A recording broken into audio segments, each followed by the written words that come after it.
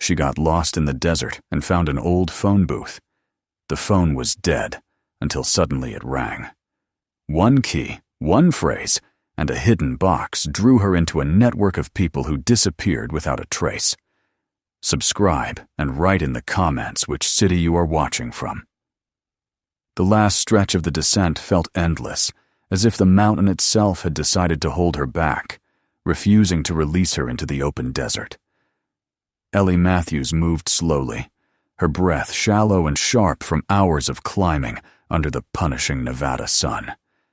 The heat of the day had baked her skin, leaving behind a tight, painful dryness. And now, as evening crept over the horizon, the air cooled so quickly that the sweat beneath her clothes chilled her to the bone. She shifted the straps of her nearly empty backpack, her shoulders aching as the rough fabric rubbed against sunburnt skin, and forced herself to keep going. The trail she had followed on her way up had disappeared entirely, swallowed by loose gravel and uneven slabs of rock that looked identical in every direction. At first, she had tried to retrace her steps by memory, but the terrain had played tricks on her, turning familiar shapes into strangers. Now she worried that every wrong step carved another layer of exhaustion into her body, another drop of water from her already dry reserves. Somewhere far off, the wind whistled between the rocks, carrying grains of sand that scratched at her cheeks like tiny blades. She squinted against the stinks and wiped her face with the back of her hand, her throat tightening as she swallowed against the lingering metallic taste of dehydration. She knew the temperature was going to plummet once the sun dipped below the horizon, and all she had between herself and the desert cold was a light jacket stuffed into her bag. Ellie paused long enough to steady her breathing and raised her head, trying to take in the vast sweep of land below. The desert stretched endlessly in all directions, a pale, dusty canvas of muted golds and grays. Joshua trees stooped like strange, spindly silhouettes, their twisted branches frozen mid-grasp. If she hadn't been so exhausted, she might have appreciated the strange beauty of it all, the way the fading sunlight made the sand glow softly, almost tenderly, as if trying to reassure her. But her legs trembled with every step, and her tongue felt thick inside her mouth, and all she could focus on was putting one foot in front of the other. Then she saw it, a tiny rectangular shape standing alone in the middle of the barren land. At first glance, she thought her mind was playing tricks on her. Heat exhaustion sometimes made people see things, conjuring mirages and hallucinations. She blinked hard and looked again. No, it was real. A telephone booth, a relic of a past decade, rising like a ghost at the edge of a once-used dirt road. The sight of it sent a strange surge through her chest. Not relief exactly, because she knew there was no way a booth like that still functioned, but something close enough to make her pick up her pace. She had spent the last day with a dead phone and no signal long before it died, and even the slightest chance of communication felt like a lifeline. Her boots scraped against loose stones as she moved faster, almost stumbling down the remaining incline until her feet hit flatter terrain. Her breath came raggedly, but the sight ahead pulled her forward. She could now make out the faded lettering along the top. Pacific Bell. The glass panes were cracked and fogged with dust, and the metal frame was chipped and rusted. It looked like something abandoned by time itself. Reaching the booth, Ellie stopped to catch her breath, resting her hands against her knees. She felt an unexpected wave of emotion building beneath the strain of hunger and dehydration. Not quite hope, but something like it. The desert around her was silent except for the faint hum of wind, and the booth stood in eerie stillness, as if it had been placed there just for her. She ran her fingers along the metal frame. The surface felt cold, despite the lingering warmth of the day, and the cracks in the glass gave the booth a fractured, fragile look. She stepped inside. Her boots stirred up a small puff of dust from the floor. The smell of old metal and sand lingered in the air. The phone hung in its cradle, its cord twisted and stiff, as though no one had touched it in years. A faded sticker was peeling off the front panel. She tugged it gently, revealing the warning beneath. Disconnected. Service terminated. That alone should have been enough to extinguish the faint spark in her chest, but exhaustion blurred her judgment. She lifted the receiver anyway, pressing it to her ear. Nothing. Not even static. Just emptiness. Ellie exhaled slowly, letting her disappointment sink in. She left the receiver pressed to her ear for a few more seconds, listening for anything at all that might defy logic. But the silence remained complete. She thought briefly of her father, remembering his voice telling her, years ago, that reliance on old technology never ended well. He had been the one to teach her how to navigate trails, how to conserve water and energy, but nothing he taught her could change the fact that she had misjudged the route and ended up lost. Lowering the receiver, she rested her forehead against the cool metal of the booth. The temperature was dropping quickly now, and she felt the chill seeping into her. She had maybe an hour of workable daylight left, and she knew that staying in place wouldn't solve anything. But something urged her not to walk away just yet. A strange intuition, a whisper of thought that felt too persistent to ignore. She lifted the receiver again, pressed it to her ear. Silence. Her thumb hovered over the keypad, and without thinking, she dialed a random series of numbers. Her fingers trembled slightly. She tried again with another sequence.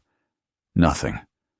The silence seemed to deepen, wrapping around her like a heavy blanket. She sighed, discouraged and ready to turn away. Then, faintly, impossibly, the phone beeped. It was a single sound, a tiny, almost imperceptible electronic tone, buried beneath layers of decay. But it was unmistakable. Ellie snapped upright, gripping the handset tightly. Her breath caught in her throat. She pressed the receiver against her ear so hard it hurt, straining to hear anything more. But the tone did not repeat. The booth remained still, untouched by anything but her own breath fogging the glass. She stood frozen, feeling the hairs on her arms rise. The rational part of her mind insisted that the sound was nothing more than the metal contracting under the cooling evening air, or a fragment of loose wiring reacting to her touch. But deep inside, she sensed something else, an awareness, a presence, a feeling that she had stumbled into a place where she was not entirely alone. She lowered the receiver, letting it dangle from her fingers. The desert was too quiet now, the stillness almost unnatural. She knelt to pick up her pack, and as she did, something metallic caught the faint light near her shoe. She leaned closer, brushing aside a thin layer of sand with the tip of her finger. A key. It lay partly buried, small but heavy, attached to a frayed piece of oiled cord. Ellie lifted it, feeling the solid weight of metal in her palm. It wasn't the kind of key used for car doors or houses. It had the industrial sturdiness of a lock, designed to guard something important. And engraved into its surface were the words, Box 14, MB.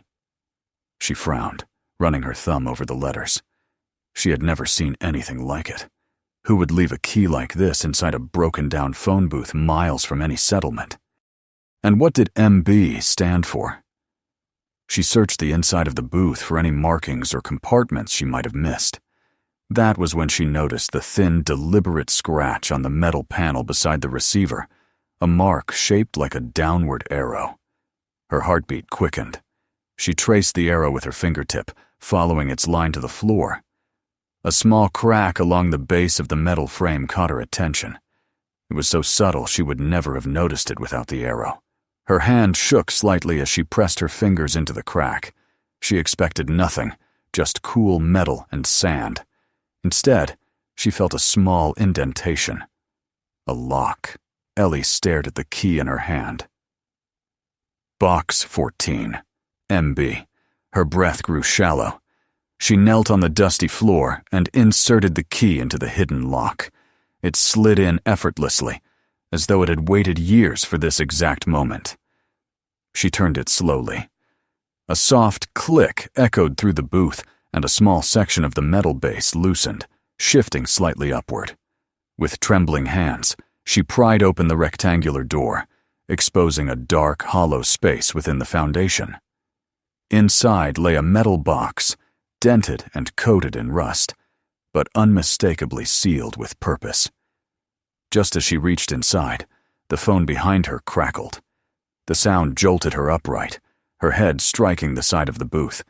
She turned slowly, her pulse hammering in her ears. The receiver, hanging loosely from its cord, shifted as if pulled by an unseen hand. This time, she did not lift it willingly. She approached it with the caution of someone stepping toward a wild animal. She raised the receiver. A voice whispered through the static. "You're late, but it isn't over. Follow the key. Don't look back." Ellie froze, the words sinking into her like cold water. The voice was male, gravelly, distorted, as if traveling through decades of interference. Before she could respond, the line cut off, plunging the booth into silence once more. She stood there, gripping the receiver until her knuckles whitened, unable to breathe, unable to move. Her thoughts flickered wildly, trying to make sense of what she had heard. It was impossible. There was no power. The booth was dead. The line was dead. Everything about this situation defied explanation. Yet the voice had been real. She slowly returned the handset to its cradle, her fingers trembling. For a long moment, she simply stared at the metal box lying inside the hidden compartment at her feet. She felt the cold weight of the key still in her hand. Something inside the booth waited to be uncovered, and even though fear coiled around her spine, she knew she couldn't walk away. She reached into the compartment, wrapped her hands around the cold metal, and pulled the box out. As she did, a gust of wind slammed against the booth, making the glass rattle violently. Ellie winced, clutching the box close to her chest. When the wind died down, a hush fell over the desert again, as though the world itself held its breath. The sun was almost gone now, leaving behind only a soft lavender glow.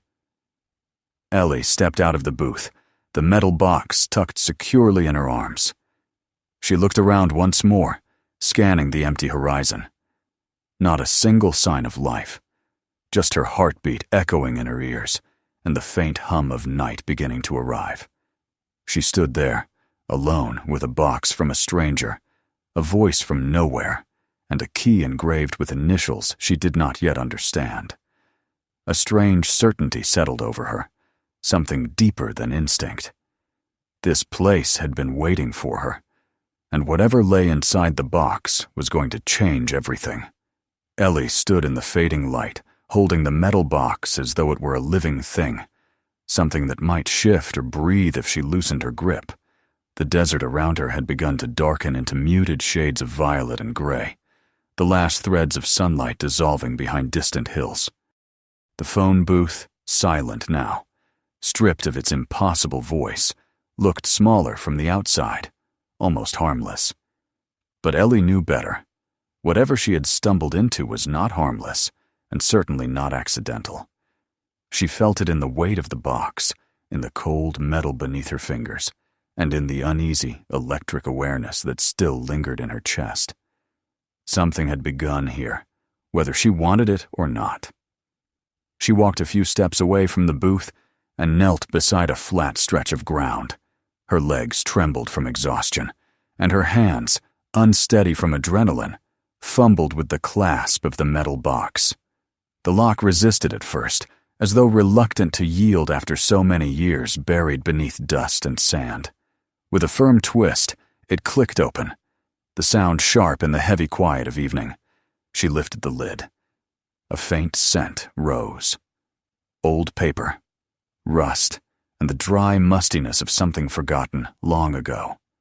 Inside lay objects she had not expected and could not yet understand. A small flashlight with a cracked lens, though when she switched it on, it still flickered weakly to life. A bundle of photographs, edges curled and yellowed, a folded map, brittle with age, and a tightly bound paper envelope wrapped in twine so dry it threatened to snap. Ellie lifted each item carefully, arranging them on the ground in front of her, feeling as though she were handling relics from another world. She picked up the photographs first. There were 5 in total. Each one was a portrait, some taken indoors, others outside in recognizable Nevada landscapes. The first man appeared to be in his 40s, wearing a work jacket and a tired expression. The second was a woman around the same age, standing in front of what looked like an old barn. The next 2 were younger, a teenage boy with nervous eyes, and a girl who couldn't have been older than 12. On the back of each photo, someone had written a name, a date, and a place. But the 5th photo was the one that stopped Ellie's breath cold. It was her mother, Mary Brown, 109 Dining X, last known location, MB Station. Her hands trembled so violently she nearly dropped the photograph. The face staring back at her was unmistakable. The soft eyes, the narrow chin, the slight smile she remembered from childhood photographs and from fading memories she had tried for years to preserve. Her mother had disappeared when Ellie was 9. Police reports had muddled the story, citing inconsistent witness accounts and unclear circumstances. Eventually, the official narrative had settled on tragedy, an accident, a disappearance, a quiet acceptance that the desert kept its secrets. But now, looking at the photograph, Ellie felt a piercing certainty that her mother's disappearance had never been an accident. Someone had known where she went. Someone had written it down. Someone had left a trail one that now led directly to Ellie. She set the photographs aside and unfolded the map with careful hands. The paper crackled faintly, creasing along old fold lines. A topographical outline of the desert spread before her, but this was no ordinary map. Over the printed details, someone had drawn an intricate network of lines, circles, and symbols in colored ink. It looked like a blueprint of hidden routes, each one leading to a specific location. Among the markings, one was circled multiple times in red, MB. Beside it, written in small, almost frantic handwriting, were the words, "If you're reading this, they've noticed. Go to point MB." The name echoed the engraving on the key. Box 14, MB. The voice on the phone had also told her to follow the key. Ellie traced the red circle on the map with her finger, and a deep unease rippled through her. The map was not simply a guide. It was a warning. Whoever had drawn it believed danger was real, imminent, and directed toward anyone who found this box. She swallowed hard and turned her attention to the envelope. She held it gently, sensing even before opening it that it contained something important. Carefully, she slid her fingers beneath the brittle twine, lifting it free. The envelope opened with a soft sigh, as though releasing decades of silence. Inside were more papers, notes scribbled hastily, pages torn from notebooks, and fragments of what looked like coded messages. Many were too faded or damaged to read clearly, but one line appeared repeatedly in slightly varying forms. They are watching. They are listening. They know who follows the trail. Ellie's breath hitched. She lifted a page with trembling fingers and read the next line. Keep moving. Nothing in this desert stays hidden forever. She tried to make sense of the warnings, but her thoughts drifted back to her mother. Why had her mother been photographed among these people? Why had she been connected to a place called MB Station? Was this part of the reason she had disappeared? Had she been involved in something dangerous? Something secret? Ellie felt her heart tighten with a mixture of dread and determination. If these clues had been left for her, then her mother had wanted them to be found. And if her mother had been in danger, then perhaps she had tried to protect Ellie by staying away. But now Ellie was here, standing in the exact place where her mother's trail had ended 20 years before. The wind stirred again, carrying with it a faint, distant sound. Ellie tensed, listening. At first she thought it was another gust sweeping across the desert floor, but then she recognized it, the faint hum of an engine. She rose to her feet slowly, scanning the horizon. The desert was vast, open, and empty, but vehicles could be heard long before they were seen. The sound grew louder, closer, unsettling in its persistence. She packed the items back into the box quickly, her hands clumsy with urgency. Slinging her pack over her shoulders, she cast one last look at the phone booth. For a moment she hesitated, wondering if she should try the phone again. Maybe the voice would return. Maybe it would offer another clue. But the memory of the whisper chilled her, and she knew deep down that the booth had done its part. It had given her the key, the map, and the warning. The rest was up to her. Ellie turned toward the direction indicated on the map. Point MB. It appeared to be several miles to the east, near a cluster of markings that suggested abandoned infrastructure, perhaps an old station or utility building. The distance would be difficult, especially with darkness approaching, but she had no choice. She could not stay here, not with the sound of engines drifting closer. She tightened the straps of her backpack and began walking, leaving the booth and the metal box's hiding place behind. The desert night settled slowly around her, bringing with it a biting cold that seeped through her clothes. The stars emerged one by one, spreading across the sky in a river of pale light. Each step felt heavier than the last, but the thought of her mother kept her going. She imagined Mary walking through this same desert years ago, perhaps lost, perhaps frightened, but determined. Ellie had never felt closer to her than she did now, in this vast loneliness that her mother must have known too well.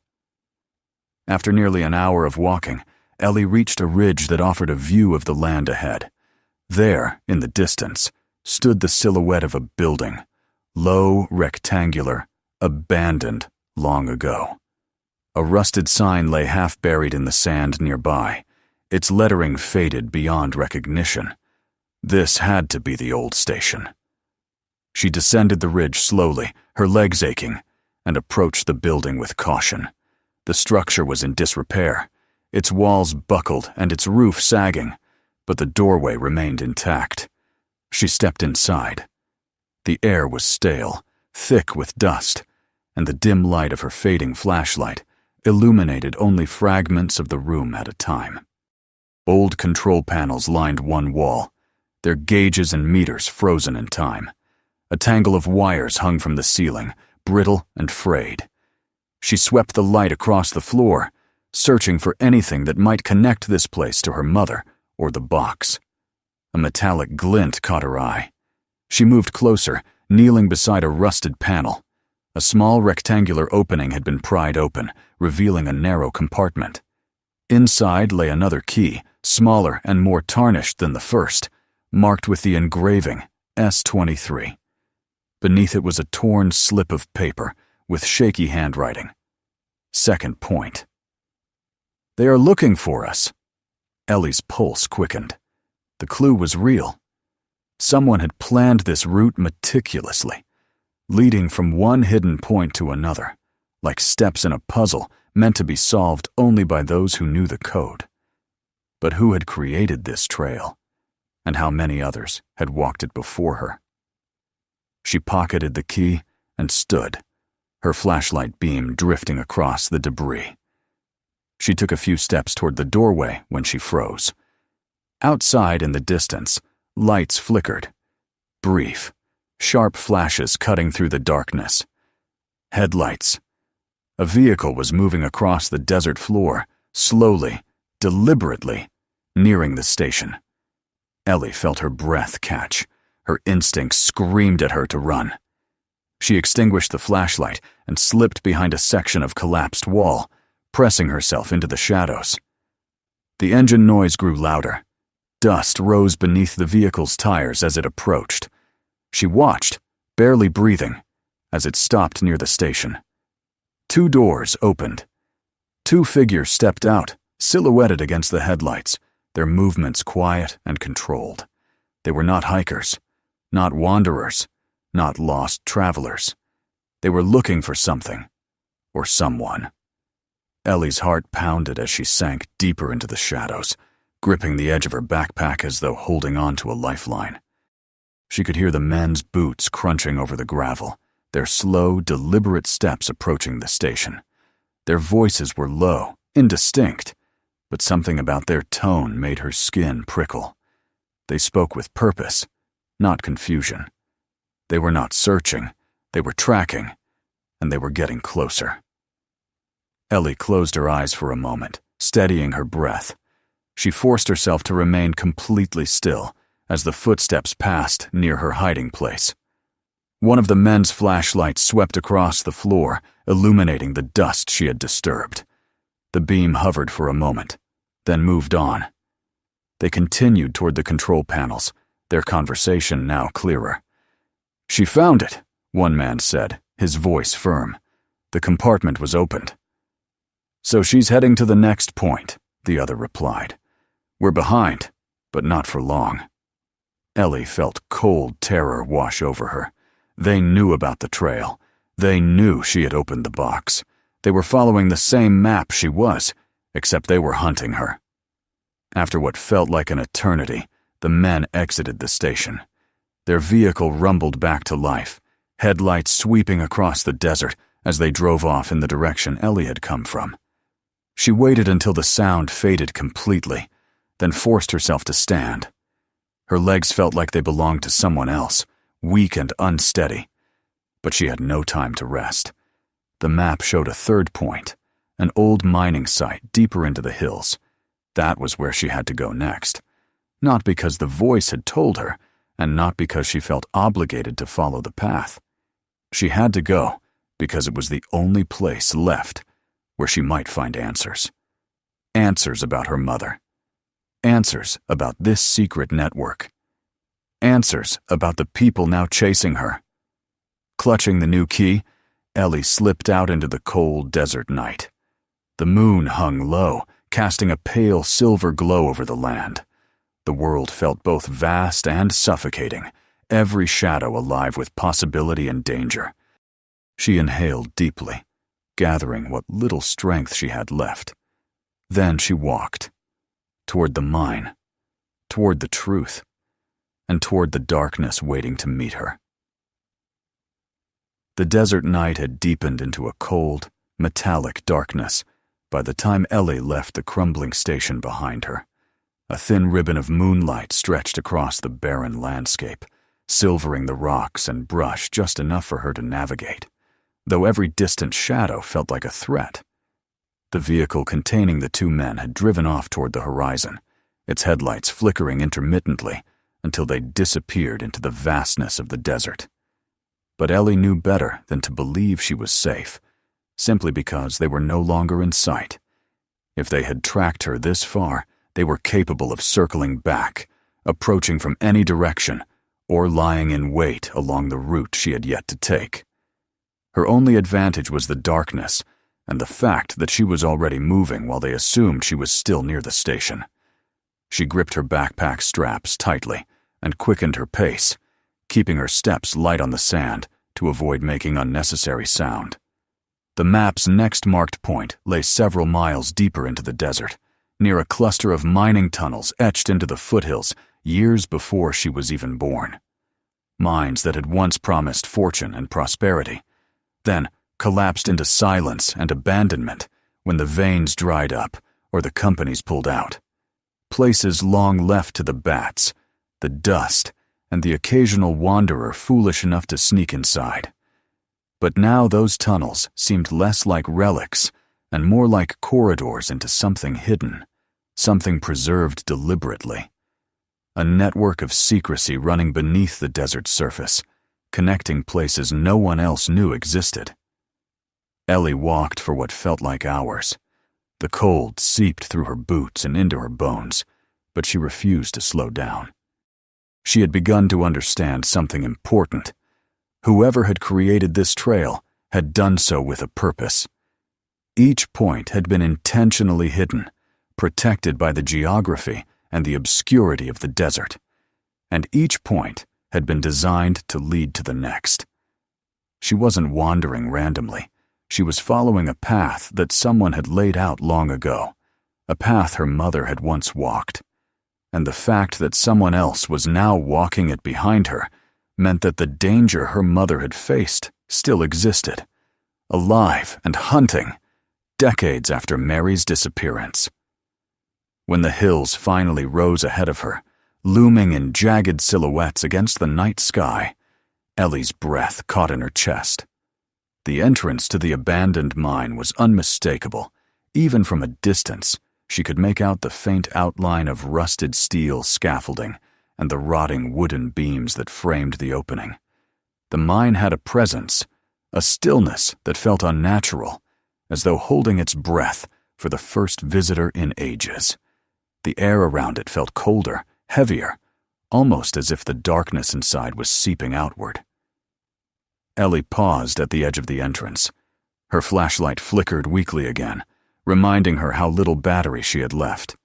The beam stretched tentatively into the tunnel, revealing swirls of dust and the skeletal remains of mining equipment scattered across the floor.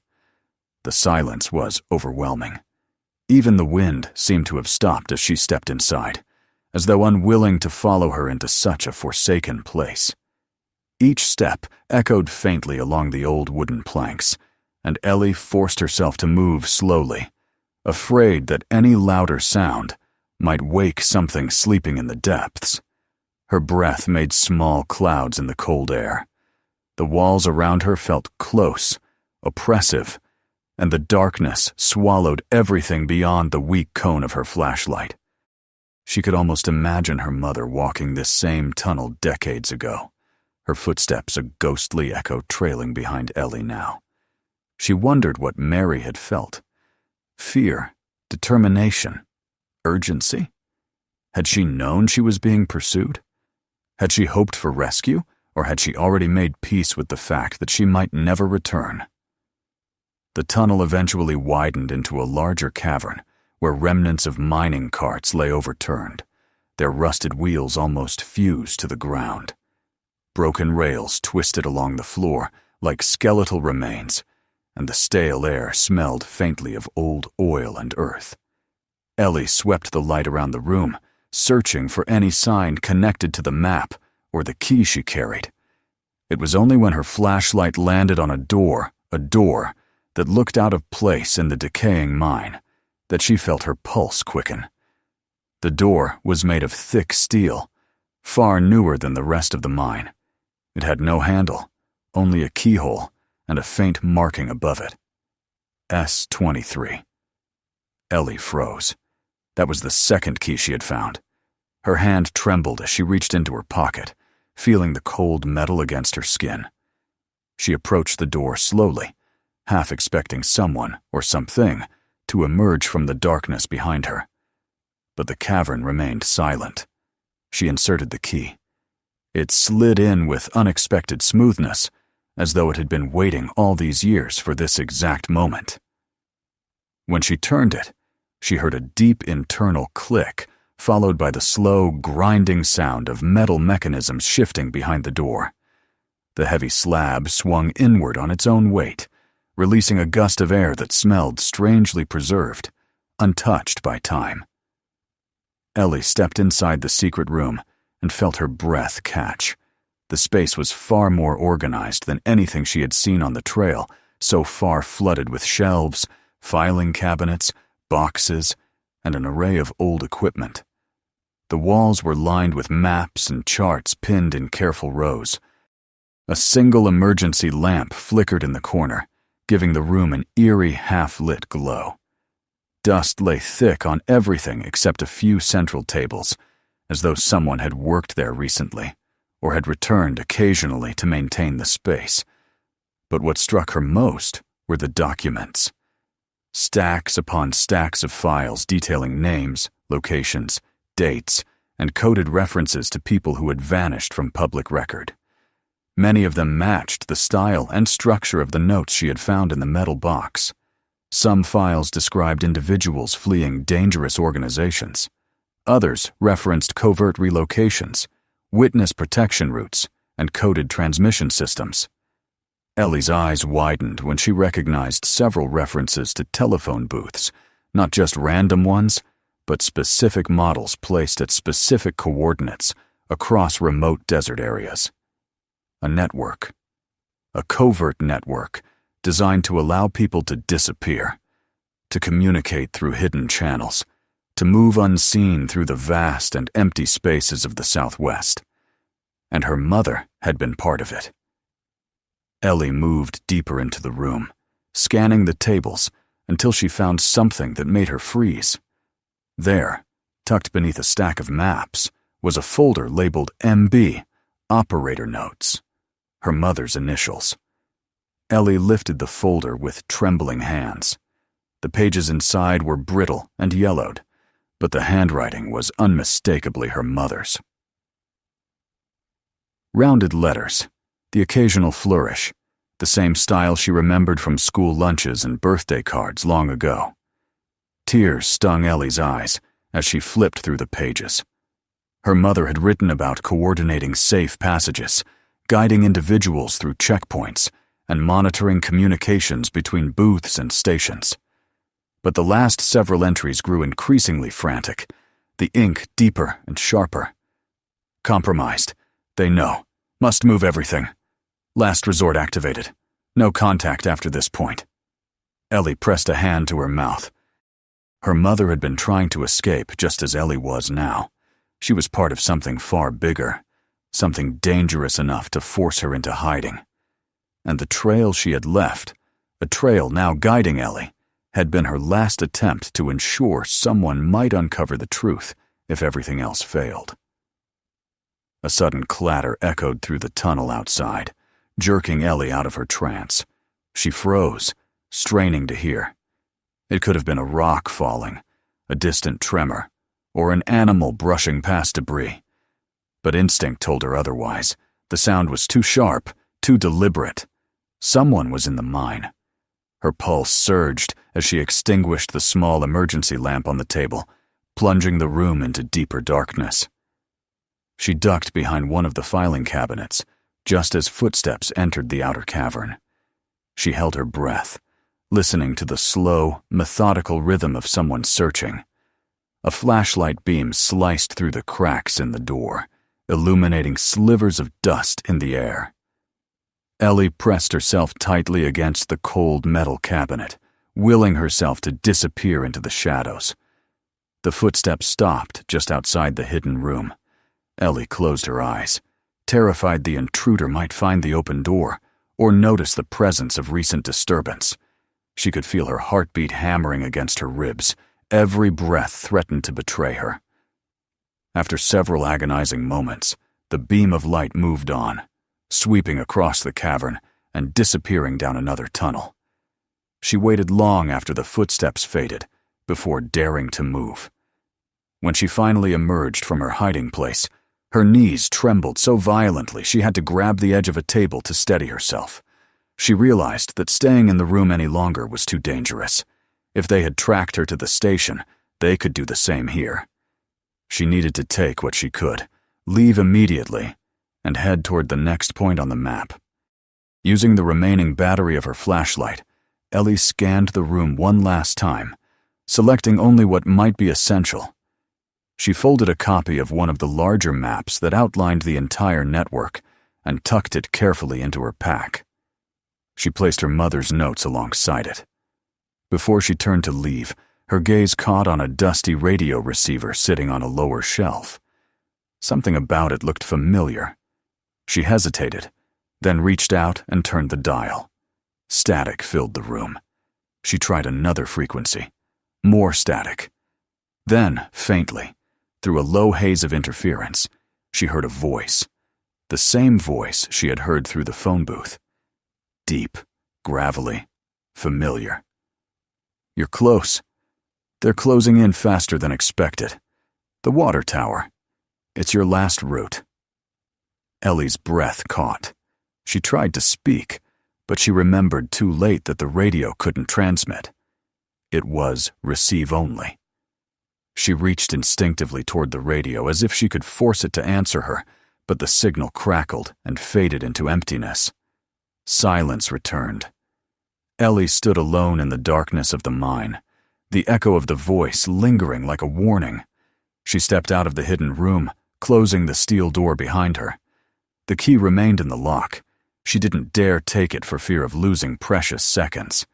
She retreated through the cavern, moving quickly but quietly. When she reached the entrance, she crouched low and looked out across the desert. The landscape was empty, still, vast, but she no longer felt alone in it. Someone was hunting her. Someone who knew the same secrets her mother had once known. Ellie took a deep breath, tightened her grip on her backpack, and stepped back into the cold night air. The desert stretched endlessly before her, a maze of shadows and silent warnings. She followed the map, she followed the voice, and she followed the path her mother had left behind. Toward the water tower, toward the truth waiting in the dark. The night had grown deeper, colder, and sharper by the time Ellie cleared the shadow of the mine and stepped once more into the open desert. She paused at the edge of the rocky slope, her breath turning to mist in the air, her limbs trembling with exhaustion and the lingering adrenaline from the near encounter inside.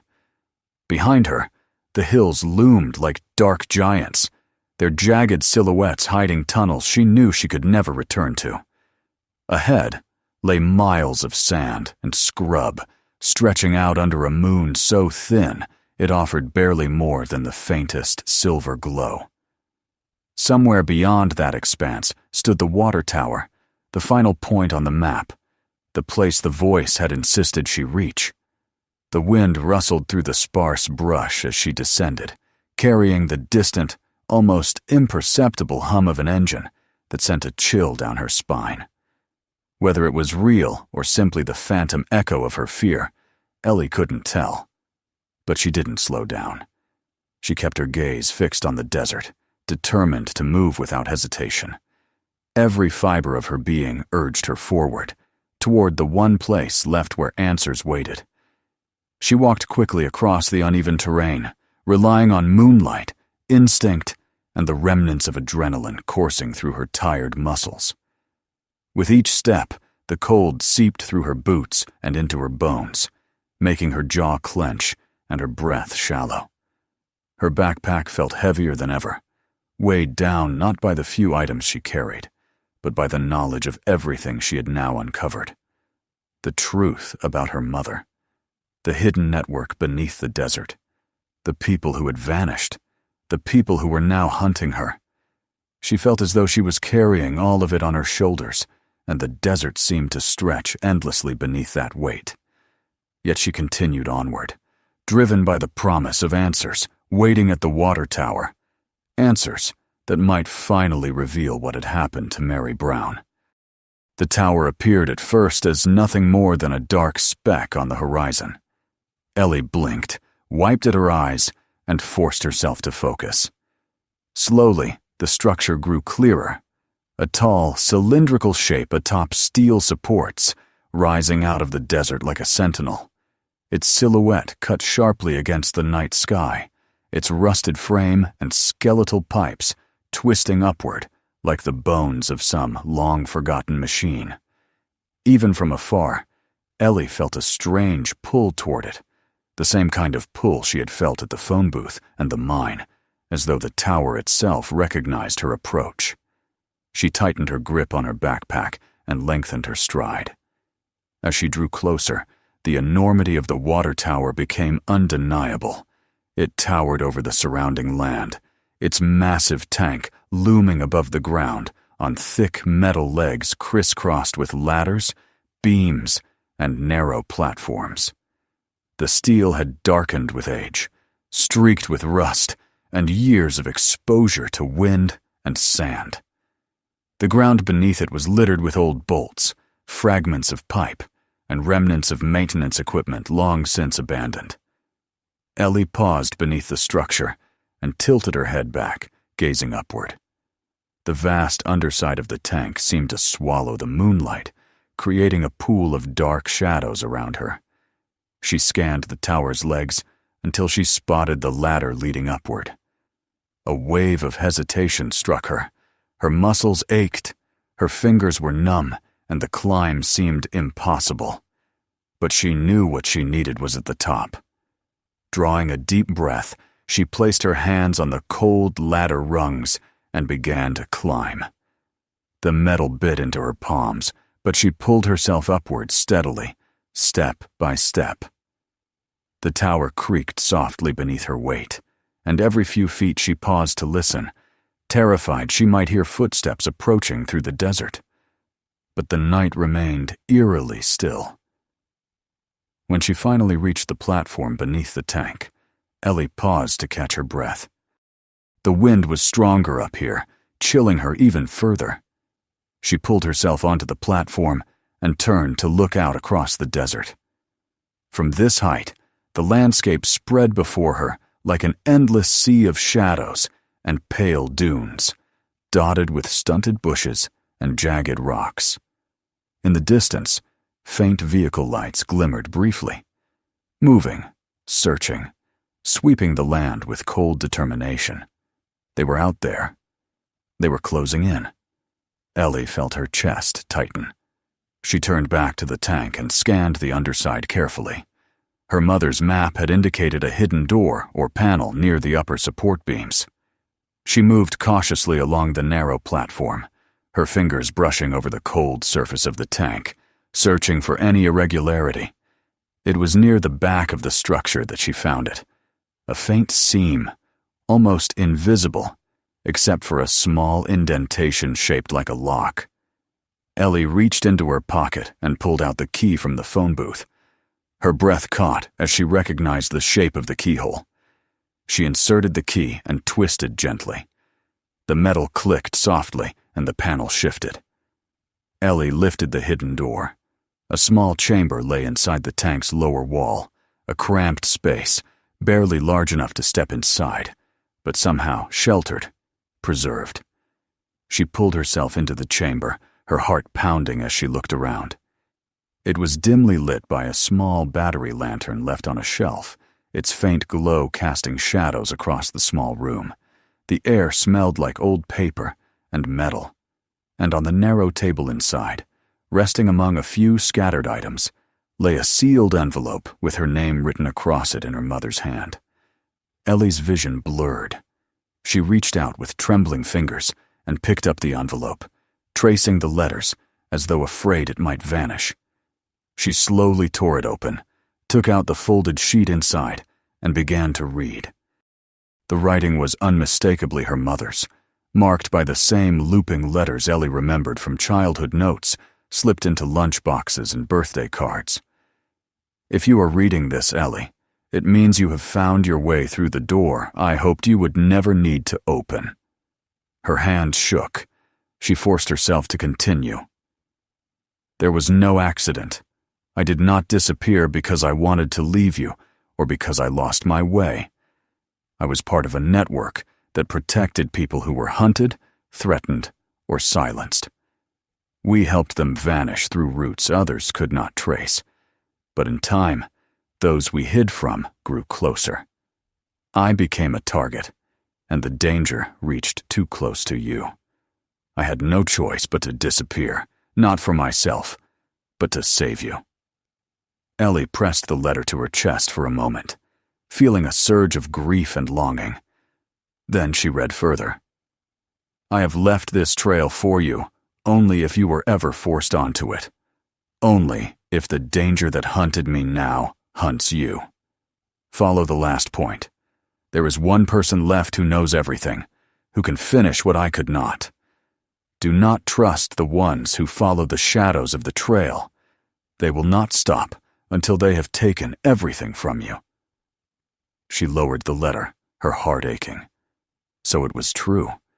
Her mother had been part of the network. She had sacrificed her life with Ellie to protect her. And now, Ellie had stepped directly into the same danger. Before she could gather her thoughts, a noise echoed from below. The unmistakable sound of gravel crunching under fast-moving boots. Ellie stiffened. She moved to the edge of the platform and glanced down. 2 figures were approaching the tower, their flashlights slicing through the darkness. They swept the beams across the ground, searching, scanning the supports of the tower. Ellie crouched low behind the railing, her mind racing. One of the men called out to the other, "She's here! The trail ends at this tower!" Ellie pulled back, her breath shallow. They climbed the ladder quickly, their purposeful movements fueled by certainty. She had only seconds before they reached her. She stuffed the letter into her backpack, closed the hidden panel, and moved toward the opposite side of the platform. The metal surface trembled beneath her feet as the men climbed. Then, unexpectedly, a burst of static crackled from below, a radio snapping on in the desert silence. A familiar voice filled the air, distorted but unmistakable. "She's ahead of you. You're too slow. You always were." The 2 men froze momentarily, startled by the voice. Ellie used their hesitation to climb over the rail and reach for the external ladder, descending on the opposite side of the structure. Her hands burned with cold as she gripped the rungs and began her descent, moving as fast as her shaking arms would allow. Above her, the men's flashlights swept the platform, and angry voices echoed across the metal beams. By the time Ellie's boots hit the ground, the men were scrambling across the upper platform searching for her. She ducked into the shadows beneath the tank and ran, slipping between the support beams until she reached open desert once more. She didn't look back. Her breath came in ragged gasps as she pushed forward, feet pounding the sand. She could hear one of the men yelling, followed by the thud of boots beginning the climb down. The desert stretched ahead, endless and unforgiving. Ellie followed the map's final coordinates, guided by the narrow band of stars, cutting through the darkness above her. The wind battered her face, and the ground blurred beneath her feet. She didn't know how far she ran or how long she fled, before the sound of pursuit faded behind her. At last, she reached a cluster of rocks, towering like silent guardians. She stumbled into a narrow crevice, her lungs burning. Behind the rocks, she found a small metal container wedged beneath a flat stone, exactly where her mother's letter had said it would be. Ellie crawled toward it, her fingers numb as she pried it open. Inside lay a new map, several old notes, and a name scrawled at the top of a folded page. A name of someone still alive, someone who had worked with her mother, someone waiting. Ellie held the note close, her breath trembling. The desert around her felt both suffocating and strangely alive, as though acknowledging the moment. For the first time since finding the phone booth, she felt something spark inside her, something more than fear, more than desperation. Resolve. Her mother had left her a path, and Ellie was going to follow it until the very end. If you want more stories like this, subscribe and stay with the channel. Watch the next video and check out the others on the channel. Share this video with someone who might like it.